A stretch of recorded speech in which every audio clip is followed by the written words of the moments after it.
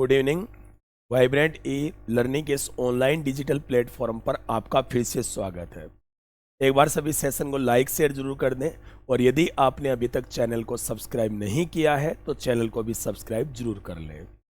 हमारी ये जो टेस्ट सीरीज चल रही है जिसमें जो क्वेश्चंस एग्जाम्स में आए हुए हैं उन्हीं पर हम डिस्कस कर रहे हैं। तो इस सीरीज़ की जो सारी जो क्लासेस हैं वो आपको इसी चैनल्स पे मिल जाएंगी, जिसके कारण आप जान सकते हैं कि किस प्रकार के क्वेश्चन एग्जाम में पूछे जाते हैं। मैंने बार बार रिपीट किया है, क्वेश्चन जितने सोल्व करेंगे उतनी ही हमारी जीके में अच्छी तैयारी होगी। यदि आप क्वेश्चन सोल्व नहीं करते हैं, ओनली थ्योरी पे डिपेंड रहते हैं, तो इसके कारण क्वेश्चन को समझ नहीं पाते हैं और इस कारण एग्जाम में या तो गलत हो जाता है या हम कर नहीं पाते। तो निश्चित है कि आप इन क्लासेस को ज्वाइन करते रहिए और इसके लिए आपको चैनल भी सब्सक्राइब करना है, तो साथ में शेयर भी जरूर कर देना भी प्लीज। तो ज़्यादा टाइम न लगाते हुए स्टार्ट करते हैं हम इस सेशन को। पहला क्वेश्चन है, इन 1856 the governor general decided that Bahadur Shah Zafar would be the last Mughal emperor and that after his death none of his descendants would be recognized as emperors. They would be recognized only as princes. Will be given. यानी कि ये किसने कहा था, किसने ऐसी घोषणा की थी 1856 में कि जैसे ही मुगल बादशाह बहादुर शाह जफर की मृत्यु होती है उसके बाद के जो शासक है ना वो राजकुमार राजा कहलाएंगे, सम्राट नहीं कहलाएंगे। ठीक है ना, ये यहाँ पे घोषणा थी। तो कौन था गवर्नर जनरल, देख लेते हैं। अभी कार्नवालिस के बारे में तो अपन पढ़ चुके हैं। 1793 में कार्नवालिस जो स्थायी बंदोबस्त व्यवस्था शुरू की थी, परमानेंट सेटलमेंट। थॉमस मुनरो की बात अपन करते हैं तो थॉमस मुनरो है, उन्होंने रेतवाड़ी प्रथा थी ना वो शुरू की थी। उसके बाद में हेक्टर मुनरो को अपन जानते हैं जिसने बक्सर के युद्ध में पराजित किया था बंगाल, मुगल और साथ में अवध की सेना। जो लॉर्ड हेस्टिंग्स है ये बंगाल के पहले गवर्नर जनरल माने जाते हैं। तो इस क्वेश्चन का सही आंसर रहेगा भी लॉर्ड कैनिंग, यानी लॉर्ड कैनिंग के द्वारा 1856 में ये डिक्लेयर किया गया था कि अब है ना बस बहादुर शाह जफर है वो लास्ट सम्राट है, इसके बाद में कोई भी सम्राट नहीं कहलाएगा। और ये क्रांति का रीजन भी बना था क्योंकि इससे बहादुर शाह जफर को ऐसा फील हुआ कि निश्चित ही अंग्रेज उनके साथ राजनीतिक चाल खेल रहे हैं। ठीक है, तो इसका सही आंसर इसमें ए रहेगा। वैसे कैनिंग है ये भारत के प्रथम वाइसरॉय भी माने जाते हैं। लॉर्ड कैनिंग थे वो भारत के प्रथम वाइसरॉय भी थे, जो वाइसरॉय बने थे भैया कब, 1858। तो इस क्वेश्चन का सही आंसर इसमें कौन सा रहेगा, ए रहेगा कैनिंग। नेक्स्ट क्वेश्चन है, which of the following governor generals adopted reservation policy during the British administration. British प्रशासन के दौरान कौन से गवर्नर जनरल ने हड़प नीति अपनाई थी? लॉर्ड कार्नवालिस ने अपनाई थी भाई, या लॉर्ड विलियम बेंटिंग ने अपनाई थी, लॉर्ड हेस्टिंग्स ने अपनाई थी, या लॉर्ड डलहौजी ने अपनाई थी? बताइए इसका सही आंसर क्या रहेगा। लॉर्ड कार्नवालिस की बात करें तो लॉर्ड कार्नवालिस का तो मतलब यही था कि टैक्सेस के लिए किस प्रकार की व्यवस्था लागू करें, बस यही इसकी पॉलिसी थी, ये नहीं थी हड़प नीति वाली। फिर आ गया लॉर्ड हेस्टिंग्स। लॉर्ड हेस्टिंग्स मैंने बताया कि 1773 में बंगाल के प्रथम गवर्नर जनरल बने थे और इसने नीति चलाई थी रिंग ऑफ फेस की, यानी घेरे की जो नीति है वो चलाई थी किसने भी, लॉर्ड हेस्टिंग्स ने। घेरे की नीति का मतलब ये होता था कि ब्रिटिश राज्य है ना वो आसपास के बफर स्टेट से घिरा होगा और बफर स्टेट है ना वो उनके मित्र रहेंगे। ठीक है, लॉर्ड विलियम बेंटिंग की बात की जाए तो लॉर्ड विलियम बेंटिंग ये भारत के प्रथम गवर्नर जनरल भी माने जाते हैं क्योंकि 1833 का जो चार्टर एक्ट आया था उसमें बंगाल के गवर्नर जनरल का नाम भारत का गवर्नर जनरल कर दिया गया था। और वैसे भी लॉर्ड विलियम बेंटिंग, ये क्वेश्चन तो आप बार बार पढ़ते हो कि 1829 में यानी 1829 में इन्हीं के द्वारा सती प्रथा पर रोक लगाई गई थी।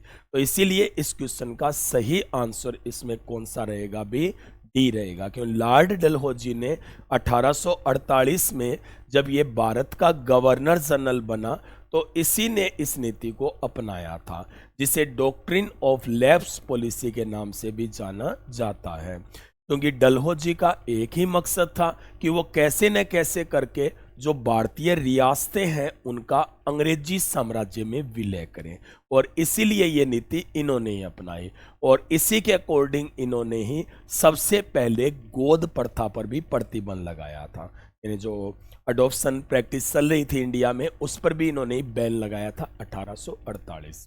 ठीक है, डलहौजी की ये जो हड़प नीति थी, इसकी सबसे पहले जो शिकार हुई थी रियासत वो थी भैया सतारा। सतारा जो महाराष्ट्र में पड़ता है, 1848 में ये रियासत शिकार हुई थी। वैसे जो डलहौजी है ये बहुत बार एग्जाम में आता है। अवध जो रियासत है उसका भी विलय किया था कुशासन का आरोप लगाकर, और यह कब किया गया था? 1856 में। तो इसका सही आंसर कौन सा रहेगा? डी रहेगा। चलिए नेक्स्ट में, नेक्स्ट क्वेश्चन है during the reign of which vice Roy was the budget system started in India, यानी भारत में बजट व्यवस्था का प्रारंभ किस वाइस राय के काल में हुआ? केनिंग के काल में हुआ, डलहौजी के काल में हुआ, रिपन के काल में हुआ, या एल्गिन के काल में? देख लेते हैं हमें। एल्गिन तो इनमें कोई विशेष नहीं है। रिपन के समय स्थानीय स्वशासन की शुरुआत हुई। ठीक है, जो लोकल गवर्नेंस होता है, स्थानीय लोकल सेल्फ गवर्नेंस सॉरी जो होता है, उसकी जो शुरुआत है ना वो किसके समय हुई? लॉर्ड रिपन के समय। लॉर्ड डलहौजी अपन अभी बता चुके हैं। वैसे इन्हें आधुनिक भारत का निर्माता भी कहते हैं डलहौजी को, क्योंकि डलहौजी ने सबसे पहले 1853 में ट्रेन चलाई थी भारत में। इसी के द्वारा इंजीनियरिंग कॉलेज भी खोला गया। इसी के समय शिक्षा का मैग्ना कार्टा भी आया था, जिसे वुड डिस्पेच कहते हैं। कई भारतीय जो सोशल इविल्स थी, यानी जो सामाजिक कुरीतियां थी, उन पर भी रोक लगाने का प्रयास किया। तो इस क्वेश्चन का सही आंसर भैया केनिंग्स आएगा। एक्चुअल में क्या था कि 1858 में एक पद सर्जित किया गया था भारतीय मंत्री का। भारतीय मंत्री या भारतीय सचिव भी कहते थे, और ये बना था भाई कौन? चार्ल्स वुड बना था। कौन बना था? चार्ल्स वुड था, जो पहले भारतीय मंत्री, इंडियन मिनिस्टर, या फिर इन्हें कहते हैं इंडियन सेक्रेटरी, यानी भारतीय सचिव कहा जाता है। तो ये बने थे, और ये है ना चार्ल्स वुड, इनका ये भी काम था भाई कि वो बजट भी पेश करते रहे। क्या पेश करते रहे? बजट भी पेश करते रहे। ठीक है, तो ये बजट सबसे पहले इसी कारण 1858 के बाद में पेश होगा, क्योंकि आपको पता है कि भारतीय सचिव का पद 1858 के एक्ट में सर्जित किया गया था। ठीक है, तो उसके बाद में उस समय वाइसरॉय कौन था? भी केनिंग था। वैसे आपको याद रखना है कि पहली बार बजट व्यवस्था भारत में कब स्टार्ट हुई थी? 1860 में। ठीक है, तो इस क्वेश्चन का सही आंसर इसमें कौन सा जाएगा? भी ए रहेगा, लॉर्ड केनिंग। चले नेक्स्ट क्वेश्चन में। नेक्स्ट क्वेश्चन है which of the following territories was annexed by the British East India Company through the Treaty of याडाम्बू। याडाम्बू की जो संधि है उसके माध्यम से ब्रिटिश ईस्ट इंडिया कंपनी के द्वारा इनमें से कौन सा जो क्षेत्र था जिसको हड़पा गया? याडाम्बू की संधि का मतलब ये है कि दरअसल उस समय चल रहा था फर्स्ट ब्रिटिश बर्मा बैटल, यानी पहला आंग्ल बर्मा युद्ध चल रहा था, और ये आंग्ल बर्मा युद्ध है ये 1826 में खत्म हुआ था। और ये जो युद्ध था, इस युद्ध के खत्म होने के समय एक संधि की गई थी, याडाम्बू की संधि। कौन सी संधि भी थी? ये याडाम्बू की संधि की गई थी। याडाम्बू की संधि से क्या निष्कर्ष निकला था? दरअसल इस संधि के द्वारा जो असम का क्षेत्र है, कौन सा क्षेत्र भी? जो असम का क्षेत्र था ना, वो शामिल हो गया ब्रिटिश साम्राज्य में। यानी उन्होंने कौन से क्षेत्र को हड़पा था? इस संधि से भी असम के क्षेत्र को इनके द्वारा हड़पा गया। तो इसीलिए इस क्वेश्चन का सही आंसर इसमें कौन सा रहेगा? भी ए रहेगा, असम। ठीक है, याद रखना है कि जिसने ये संधि की थी अंग्रेज ने, जिसका नाम था लॉर्ड एम्सर्ट। कौन से अंग्रेज अधिकारी ने की थी? लॉर्ड एम्सर्ट के द्वारा यह संधि की गई।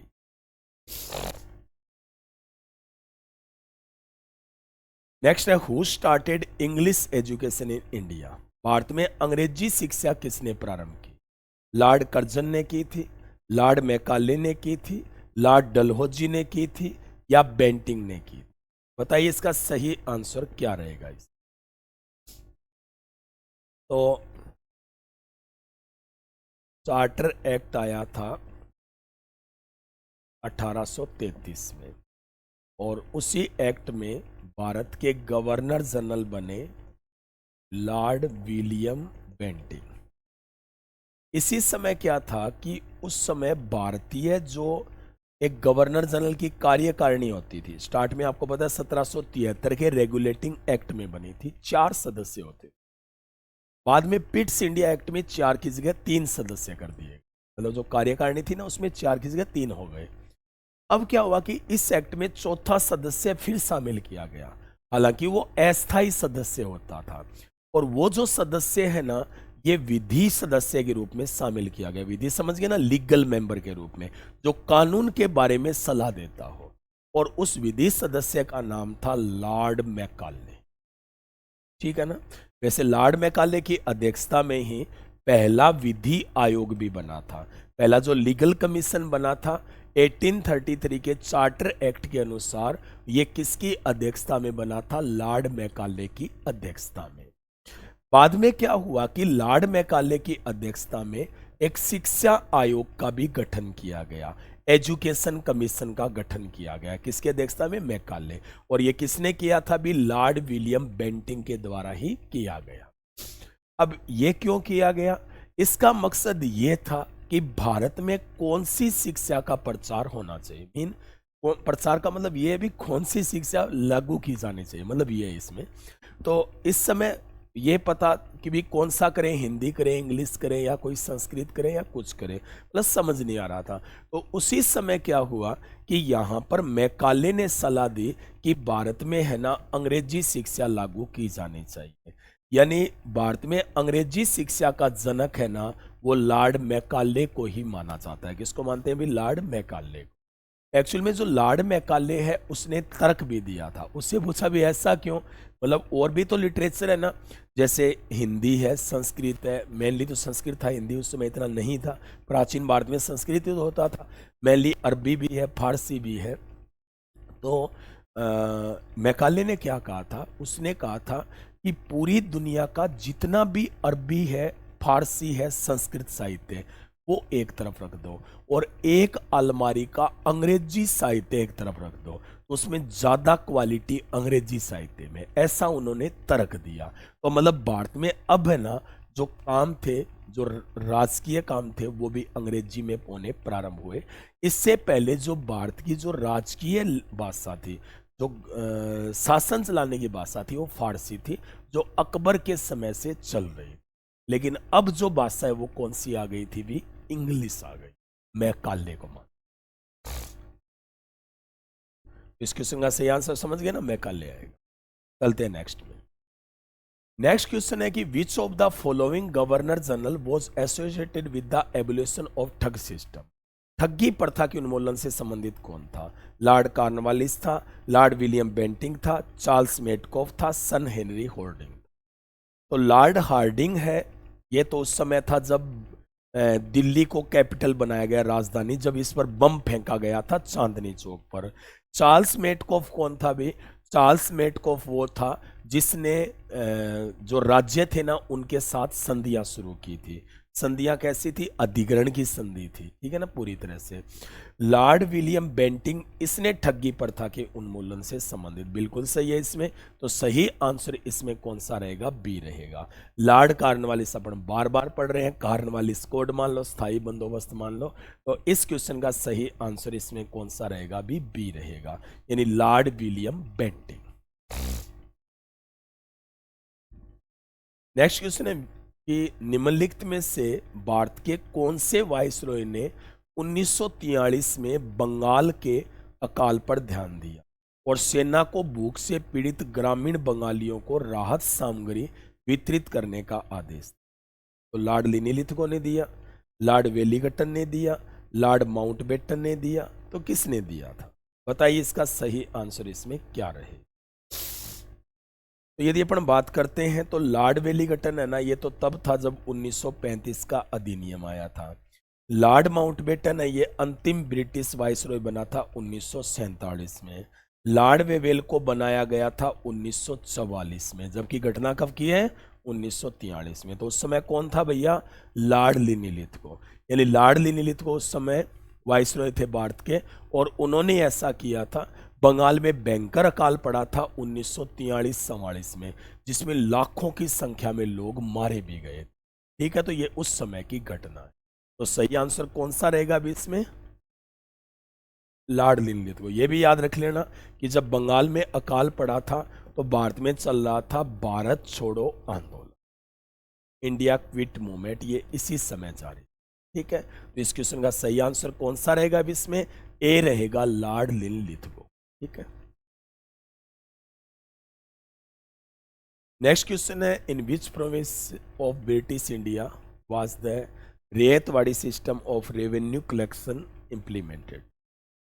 ब्रिटिश भारत के कौन से प्रांत में राजस्व एकत्रित करने की रेतवाड़ी प्रणाली लागू की गई? तो उत्तर भारत में लागू की गई थी, या दक्षिणी भारत में लागू की गई थी, या पश्चिमी भारत में लागू की गई, या पूर्वी भारत में लागू की गई? दरअसल रेतवाड़ी सिस्टम क्या था पहले? रेतवाड़ी प्रथा क्या होती थी कि इसमें है ना, किसानों से टैक्स वसूलने के लिए गवर्नमेंट एम्प्लॉय होते थे, यानी सरकारी कर्मचारी होते थे।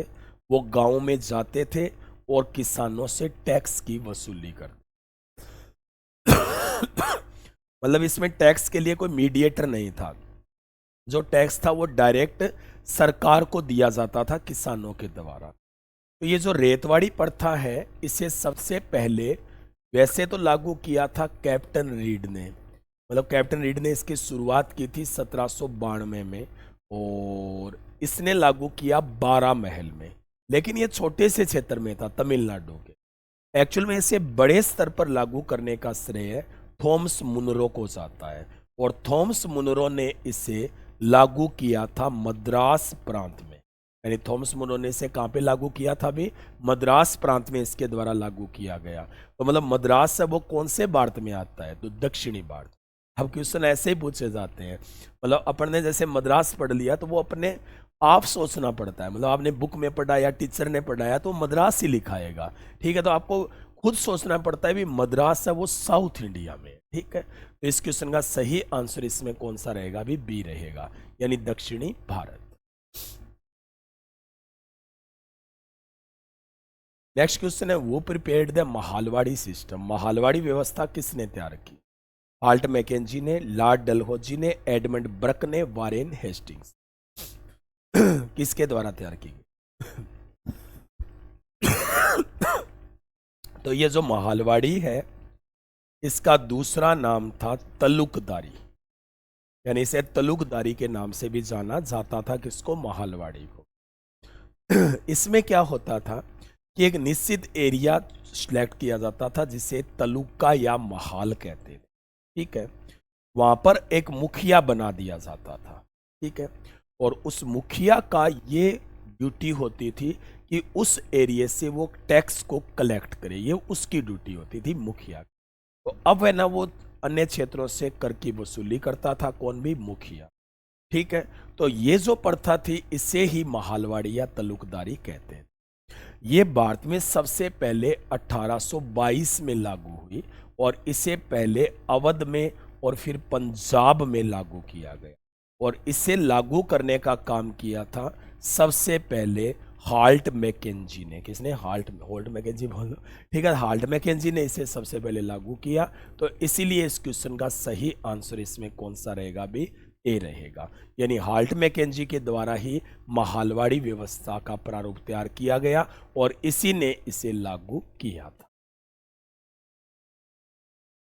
नेक्स्ट है which of the following is not a part of all India services. इनमें से कौन सी है जो अखिल भारतीय सेवाओं का हिस्सा नहीं होता है। भारतीय अभियंत्रण सेवा नहीं है, भारतीय वन सेवा नहीं है, भारतीय पुलिस सेवा नहीं है, भारतीय प्रशासनिक सेवा नहीं। तो यदि अपन बात करते हैं ऑल इंडियन जो सर्विस है, अखिल भारतीय सेवा, तो अखिल भारतीय सेवा की जो शुरुआत है ना, वो दरअसल सबसे पहले 1853 के चार्टर एक्ट में शुरू की गई, ठीक है, और इसे 1858 में लागू किया गया। मेनली 1858 का जो अधिनियम आया था ना, उसमें किया गया, क्योंकि 53 में तो सिर्फ ये था कि सिविल में भारतीयों को भी अधिकार मिलेगा, ये था उसमें। लेकिन एक प्रकार से सेवा की शुरुआत है वो कब मानी जाती है, 1858 में, ठीक है। 1858 में जो सेवा शुरू हुई थी, जिसे आईएएस कहते हैं, उस समय इसे आईसीएस कहा जाता। फिर दूसरी जो सेवा शुरू हुई थी आईएफएस, इंडियन फॉरेस्ट सर्विस, यानी भारतीय वन सेवा, इसकी शुरुआत 1864 में हुई। कब हुई थी, 1864। तीसरी जो सेवा हुई थी वो थी आईपीएस। कौन सी थी, आईपीएस। आईपीएस सेवा की जो शुरुआत है उसकी यदि अपन बात करें, इंडियन पुलिस सर्विस, तो इसकी शुरुआत 1905 में हुई थी। कब हुई थी भी, 1905 में। तो 1858 में तो कौन सी हुई थी भी, सबसे पहले ये प्रशासनिक सेवा। फिर है ना 1864 में हुई थी वन सेवा। पुलिस सेवा हुई थी कब भी, 1905 में। लेकिन ये सेवा नहीं है, तो इसमें सही आंसर ए रहेगा, क्योंकि ये इसका हिस्सा नहीं है। वैसे अखिल भारतीय सेवाएं जो सर्जित करने की शक्ति है ना, पावर, वो राज्यसभा के पास होती है। मतलब ये जो पावर है ना, ये किसके पास होती है भी, राज्यसभा के पास। और इसका जो उल्लेख है ना, ये आर्टिकल 312 में है।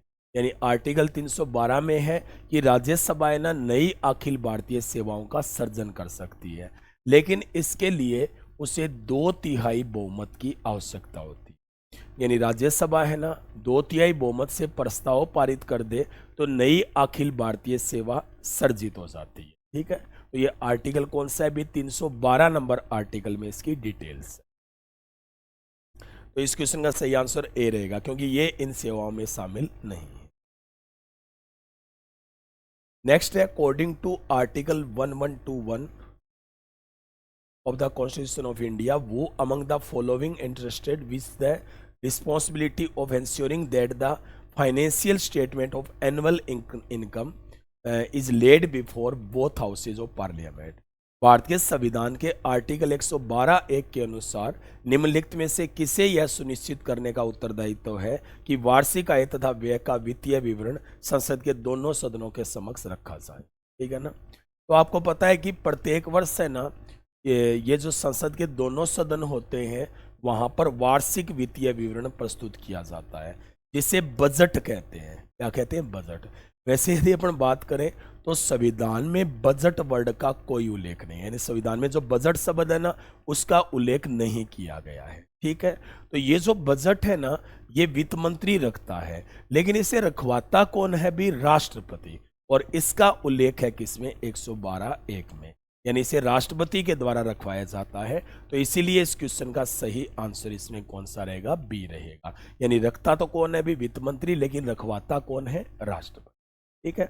और दरअसल संविधान में वार्षिक वित्तीय विवरण वर्ड है, न कि बजट है। बजट का कोई उल्लेख नहीं है। According to article 87 of the constitution of India can jointly address both the houses of parliament.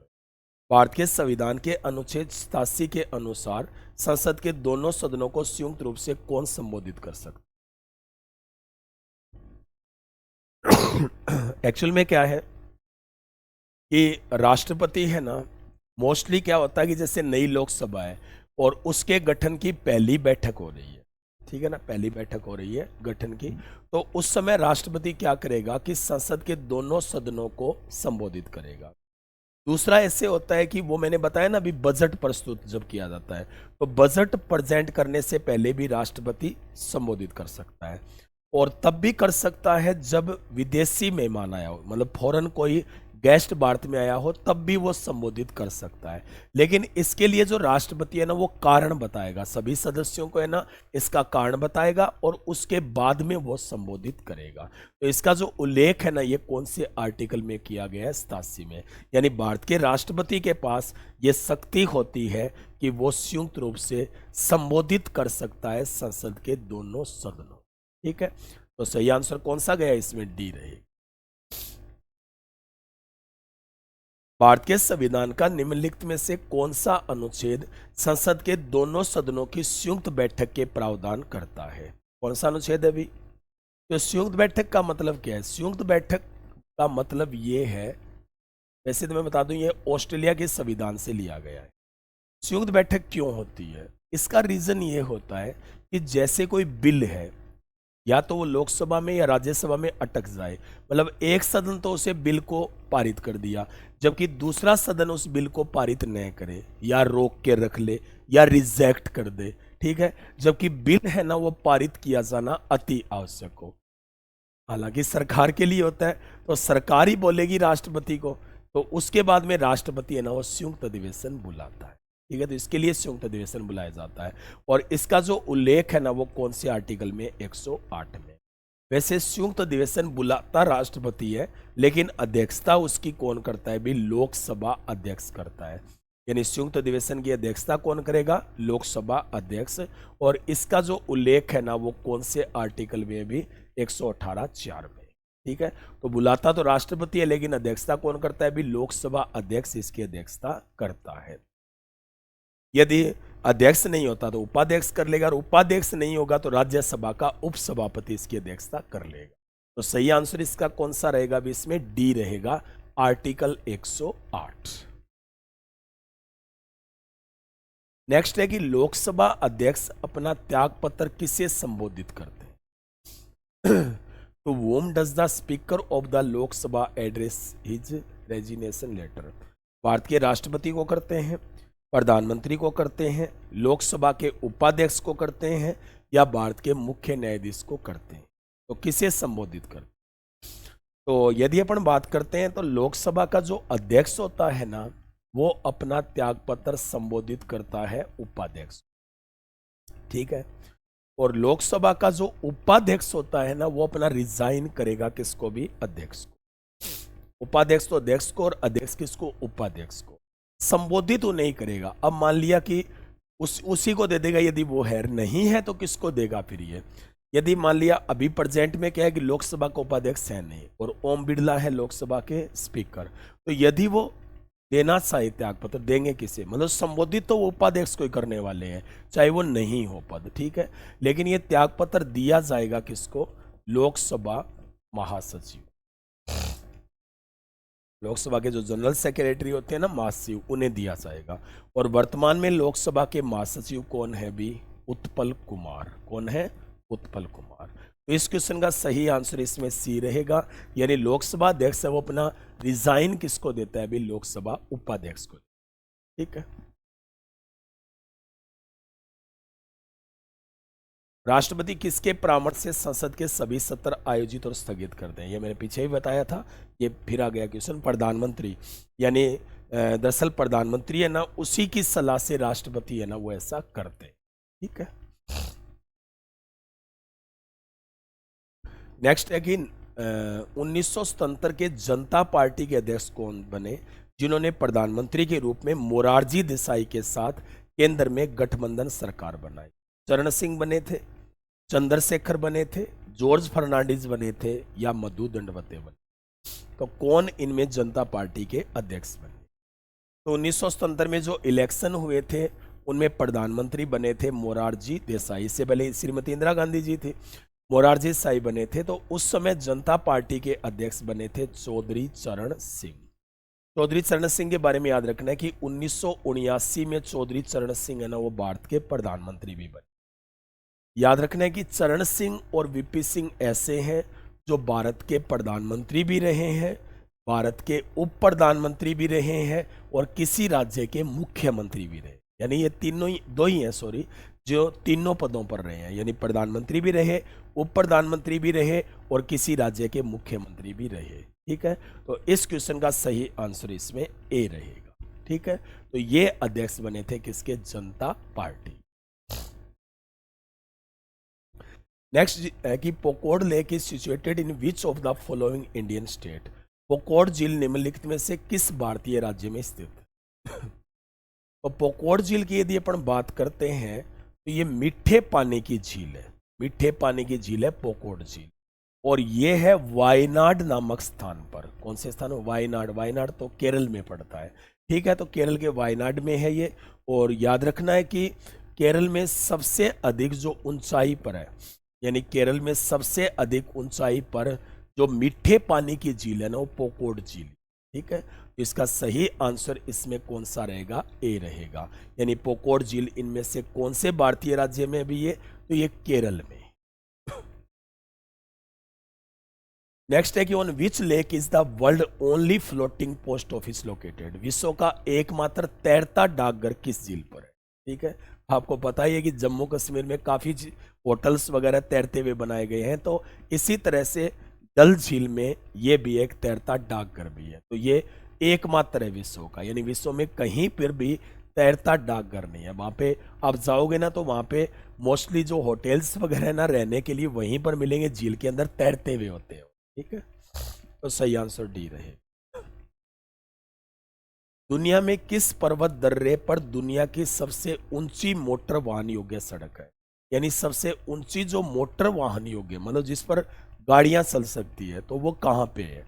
Shipkila, Nathula, डूंगरीला या जलेपला? बताइए इस क्वेश्चन का सही आंसर इसमें क्या रहेगा। दरअसल क्या है कि एक प्रोजेक्ट है सीमा सुरक्षा बल का, BRO, सड़क सुरक्षा बल का, जिसे कहते हैं हिमांक। तो इस प्रोजेक्ट के अकॉर्डिंग क्या है कि काफी ऊंचाई पर सड़कें बनाती है। ठीक है ना, और इसी के अनुसार इन्होंने दरअसल लद्दाख में इसका निर्माण किया। लद्दाख में निर्माण किया। दरअसल एक जगह है उमलिंगा राव पर यह सड़क बने थे, और ये जो सड़क है ना, ये सबसे अधिक ऊंचाई पर है। दरअसल यदि अपन बात करें तो समुद्र तल से इसकी ऊंचाई है 19,300 मीटर। ठीक है ना, इतनी ऊंचाई है समुद्र तल से। ठीक है, तो वो कौन सा है भी? डूंगरीला है। ये कौन सा है? डूंगरीला, जो लद्दाख में है। तो सही आंसर इसका कौन सा रहेगा भी इसमें? सी इस क्वेश्चन का सही आंसर। नेक्स्ट क्वेश्चन है, what type of mountains surrounded India in the north west, north and north east? पश्चिमोत्तर, उत्तर और पूर्वोत्तर में किस प्रकार के पर्वत भारत को आबद्ध करते हैं? गुंबद पर्वत होते हैं, ये तो कैसे नहीं करते, ये तो तरुल वलित, ये सही है बिल्कुल। तरुल वलित जो पर्वत होते हैं, ये भारत में जो पश्चिम उत्तर, उत्तर और पूर्वोत्तर है ना, वो सारे पर्वत है ना, वो इसको आबद्ध करते हैं। तो इस क्वेश्चन का सही आंसर क्या रहेगा? बी रहेगा। लास्ट है, by what other name is black soil known? काली मिट्टी को किस नाम से जाना जाता है? काली मिट्टी काफी फर्टिलाइज होती है, उपजाऊ होती है, जिसमें मोस्टली कपास की फसल काफी ज्यादा होती है, इसमें ऐसा माना जाता है। काली जो मिट्टी है ये भारत में मुख्यतः MP में, गुजरात क्षेत्र में और महाराष्ट्र, यहाँ पे काली मिट्टी काफी ज्यादा है। ठीक है ना, इधर तो ये काली मिट्टी यहाँ पर पाई जाती है। इसकी यदि अपन बात करें तो इससे उष्ण कटिबंधीय श्रेणी में आती है, और इसे किस नाम से जाना जाता है? रेगूर मिट्टी के नाम से भी जाना जाता है। तो इसीलिए इस क्वेश्चन का सही आंसर कौन सा रहेगा? डी रहेगा। तो ये हो गए भी आज के क्वेश्चन। तो एक बार सभी सेशन को लाइक और शेयर जरूर कर देना भी, और चैनल को सब्सक्राइब नहीं किया तो चैनल को सब्सक्राइब कर लेना। तो ये क्लासेस चल रही हैं आपके यहाँ पे, करंट जीके की, जीके की, और साथ में इंग्लिश की क्लासेस भी चल रही है। तो आप चैनल से जुड़े रहिए ताकि आपको ज़्यादा से ज़्यादा बेनिफिट मिल जाए। ठीक है, तो मिलेंगे फिर नेक्स्ट क्लास में। तब तक के लिए धन्यवाद। टेक केयर, गुड नाइट सब।